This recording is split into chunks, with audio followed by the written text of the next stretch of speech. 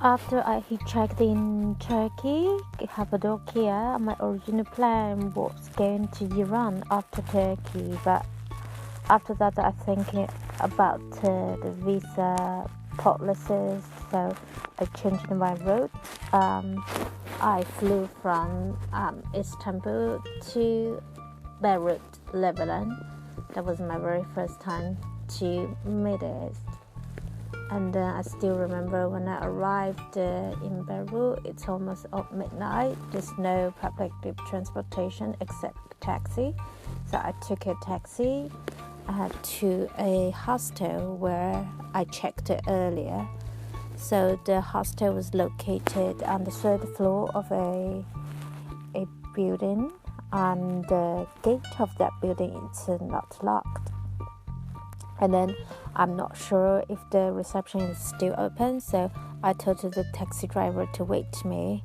So I took my luggage and climbed the stairs to go to the third floor to check.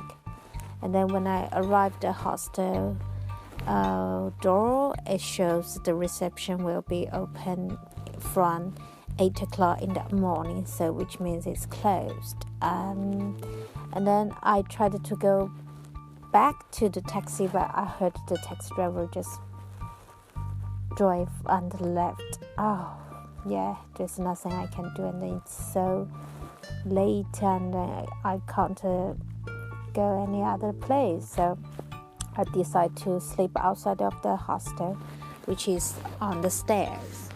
But actually, I was a little bit scared because, downstairs the gate can't lock, but I have no option. And also, it's during my period. I was sleeping on the floor, and I'm easily awake whenever there's any noise. But I told myself, okay, just go to sleep, and then because after I fall asleep, I won't be scared.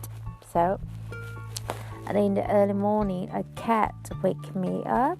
So it's still very early, but I just heard someone was talking inside the hostel. So I locked the door, and finally someone opened the door for me. But still the reception was not there, so I still need to wait. And after I checked in smoothly, I get to see my roommate. She's a African British who lives in London, and we accompanied each other to sightseeing in Beirut. And my original plan was from after Beirut I will hitchhike to Israel, but I was so silly because normally during my hitchhiking trip I would do some research on Hitchwiki website. There's information about the border and situation, if they are open and something like that. But to coming to Lebanon, it's just very short notice, so I haven't done any research yet. So, and then my roommate just constantly reminds me, if I'm going to Israel, I better check the situation. So I checked, and there is a border between Israel and Lebanon, but for shame they don't even open it for each other because due to the situation, they are actually each other's enemy. But I didn't know that, because I have lacking knowledge of history, politics, and or common sense and so on. So I'm such a ignorant person. But anyway, I found out that, so I have to make my way from Lebanon to Jordan first, and then in order to go to Israel. So I booked myself a few days later the departure ticket from Beirut into Amman. And in Lebanon, I haven't been around because I think the cost for traveling in Lebanon is not much budget option. So I took a bus to a nearby seaside. Then I still remember to go to the bus station. It just, due to the language barrier, I don't know. So I tried to hitchhike in town, and then a motor driver just offered me a lift and dropped me in the bus station. I got my ticket, and then I arrived at the seaside and walked around. And then on the way back, I also had some difficulty to find the bus to go back to Beirut. But I met some local and I talked with them. They also think the living cost in Lebanon is improving, and I would like to go back to Lebanon the next time to see some other parts other than the capital.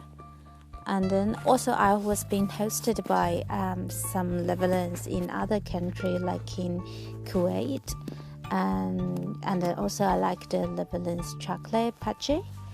And my host, when I was in Doha, my Mongolian host treated me very nice Lebanese food in a fancy restaurant, which I truly appreciate.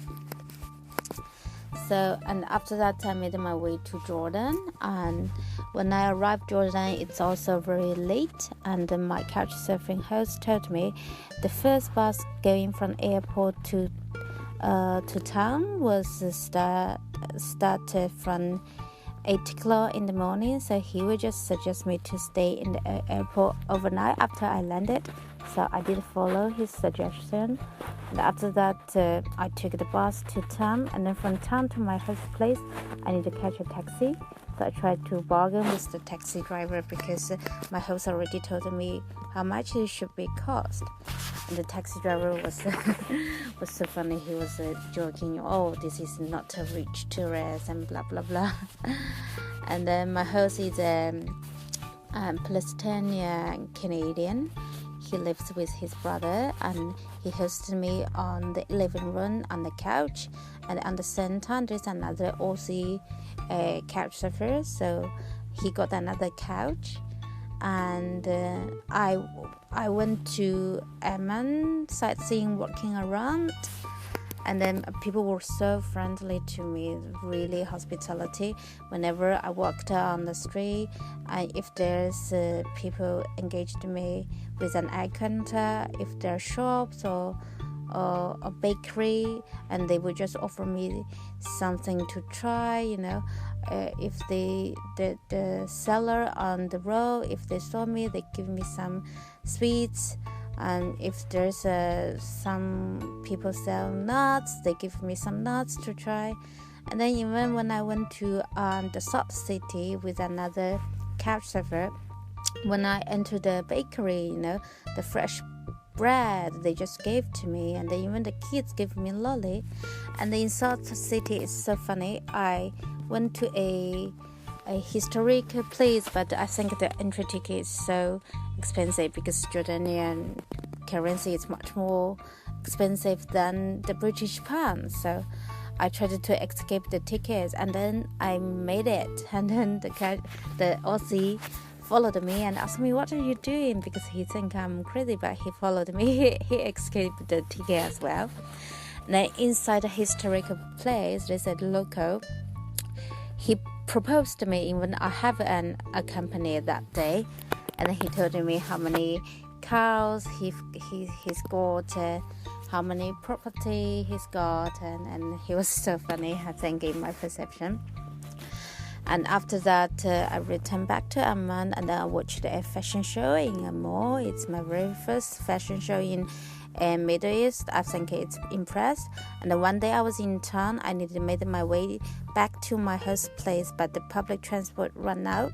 The only way is taxi. And I met her father with his son, and they noticed me that they offered me a hand. They get me a taxi and they paid for me. And then I asked them why they are so kind, but they told me because of their religion. So I was so impressed. And then I know different people in Jordan have different experience, but for me, I love Jordanian people. They're just so lovely people. And the next time I would love to go back to Jordan because I haven't been to Petra when I first went to Jordan. Because why? Because I was so silly and ignorant. I don't know Petra at all at that time. So I would love to go